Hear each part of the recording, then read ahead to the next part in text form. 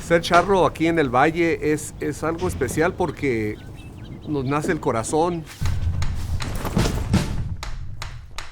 viene de la familia y es algo que llevamos en la manera en que hablamos, en la manera que vestimos. Ser charro es ser una persona digna y una persona de respeto.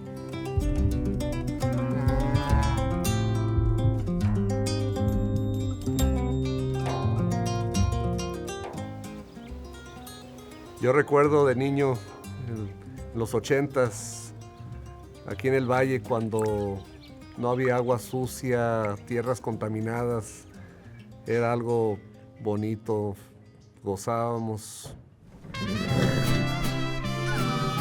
El valle para nosotros es nuestro hogar. Aquí es donde vivimos, aquí es donde tenemos convivios, aquí es donde practicamos nuestro deporte. Entonces para nosotros no podemos dejar este lugar y dejarlo vacío porque tenemos tantas tradiciones que llenan el valle y nos conecta a la tierra.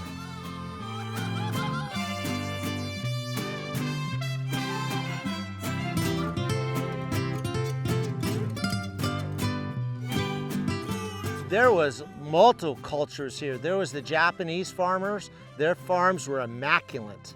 They were well groomed. You had the charros and the ranches, and then of course the dairies that were here. So it was really a cross-cultural, just a golden age. Cielito lindo de contrabando de la Sierra Morena, cielito lindo vienen bajando un par de ojitos negros. Hi, we're here in the Tijuana River Valley at the Rancho Laguna, and we're with a historical figure here. Tony Odermatt, your family has been here since 1931, I believe. Yeah, my mother was an Egger, so the Egger Highland area, named after my grandfather. So we've been around for quite a while. We know we have a big sewage problem here in the valley, but as people that live here, you know, we have some photographs here, and we'd like you to kind of go through the history of when you were growing up, what was the valley like? So the valley was open farm area, and we farmed up towards the north end of the valley, not so much in the regular valley per se. We had a dairy farm in the area, and it was open fields everywhere.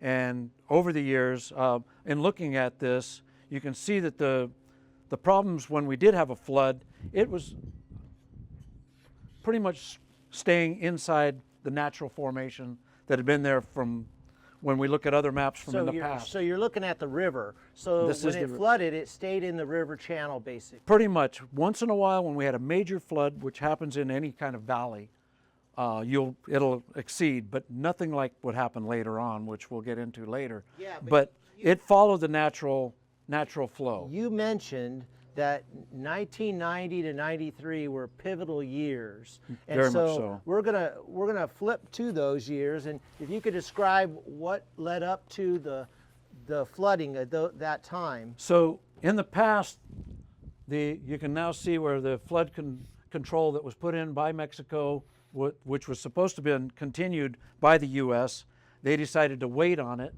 It would flow through this area, but this pond had never been here before. That pond was used for harvesting sand and gravel, and it was supposed to be filled back in later, never was. But as the water came through here, it still continued to flow through the natural flow. All right, well, let's see what happened. If you really look, this is a big change. So this is the pond that we saw there before.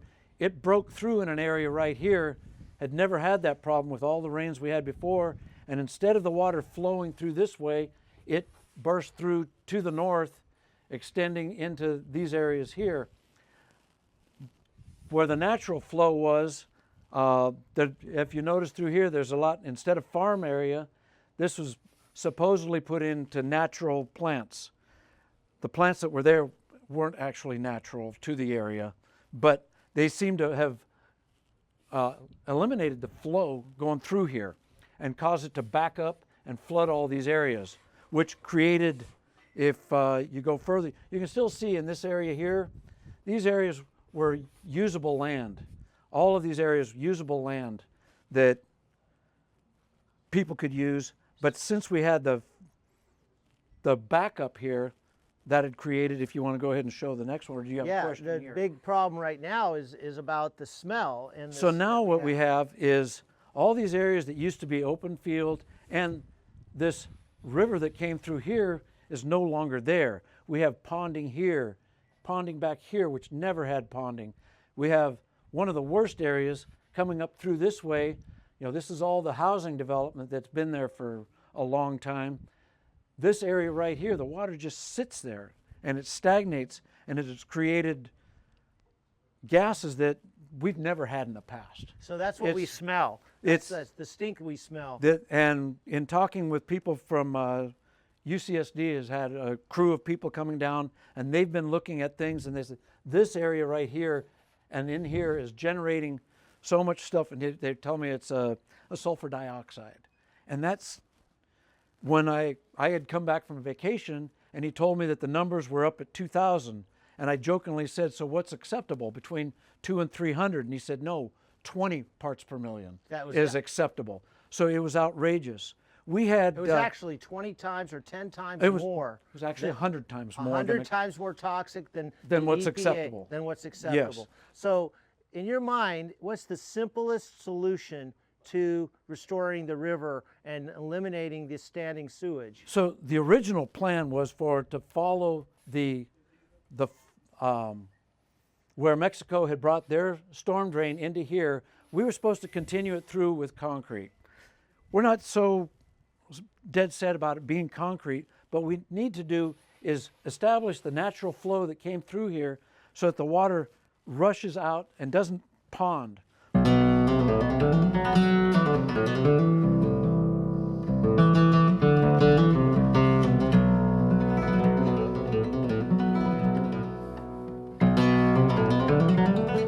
Well, a lot of people, you know, like me, we remember when behind me there was a Sewage water factory that would bottle and send water all over the county.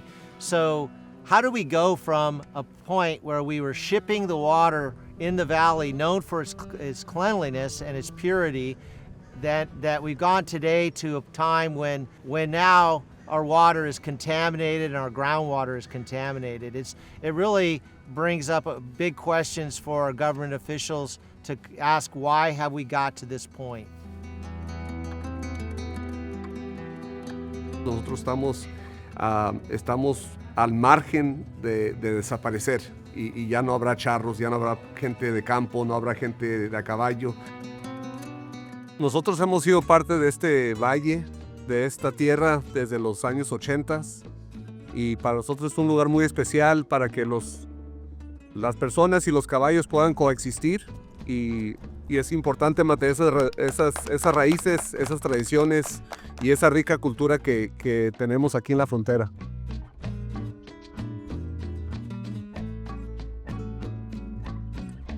De la cultura. Y lo más bonito es que se lo puedo yo dárselo a otra generación, a mis hijos, a mi hija, mis sobrinos, y si ellos un día tienen hijos también puede pasárselos a mis nietos, ¿verdad? Y pues desafortunadamente si esta situación no se arregla, pues no les estoy dando la oportunidad, no nomás a mi familia, pero a todas las familias que han estado aquí, que quisieran practicar este deporte o quisieran ser parte de la cultura mexicana, que es la charrería. Por aquí, señores, pasó el famoso Camino Real, que venía con los frailes y toda una caravana católica a sembrar las misiones en San Diego. Estos terrenos forman parte de toda esa historia, pero más importante ahora en día viene la tradición cultural de lo que es los ranchos aquí. Entonces son de los lugares, de los pocos lugares que hay en California para poder llegar a la playa y regresar a caballo. Sí. Y disfrutar de las veredas, que sobre todo son muy bonitas las veredas, los caminos. ¿Y tu tradición familiar, tus nietos, tus hijos, cómo les afectaría esto? No, pues les afectaría mucho porque siempre hemos estado involucrados en esto, en la charrería. Entonces, al no haber un lugar, ya sería más difícil moverse uno a otros lugares para empezar de nuevo. Entonces, esta área es muy importante para varias cosas. Y yo creo que lo que es muy importante en Mario es esto que pues, lo que hizo tu papá, lo que hizo mi papá, nos dio la oportunidad de poder hacer esto. Lo que nosotros tenemos que hacer es darle la oportunidad a nuestros hijos. Que les guste, que no les guste, eso puede ser, tal vez hay unos que sí les gusta lo de los caballos, hay gente pues, que no, ¿verdad? Pero a lo que voy es que le das la oportunidad, como me la dieron a mí.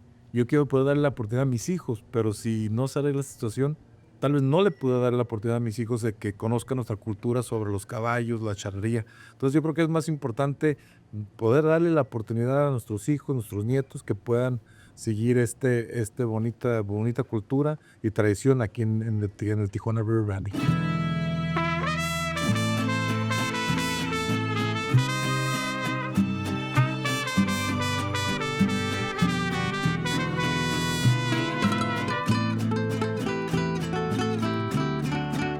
It's really, really, telling that in my one generation, a lot of people don't know that the great history of the valley here. When we look at the charros and we look at the old photographs of the Japanese farmers and we look at the Filipinos that used to come in and used to tend to the horses, that this valley has a great history, and it really bothers me to some extent that people don't know that history, or that history could be forgotten and erased, and it could be erased by one storm. One storm could come into this valley and wash this out. If we don't restore the Tijuana River back to the way it was just 30 years ago, then we're putting at risk all this culture. This is unique and identifies us completely different than any other place in the world. ¿Por qué? Yo siento que mientras tengamos la esperanza, siga la esperanza viva, nosotros podemos mantener estas tradiciones y seguiremos luchando para que esa esperanza no muera y esa esperanza sea como el motor que nos impulse hacia un mejor futuro, para que regrese a lo que era y tal vez hasta sea mejor. A este pobre corazón, no me dejes que me muero sin tu amor. Desde que entraste en mi vida, la noche se hace día y no sé quién soy.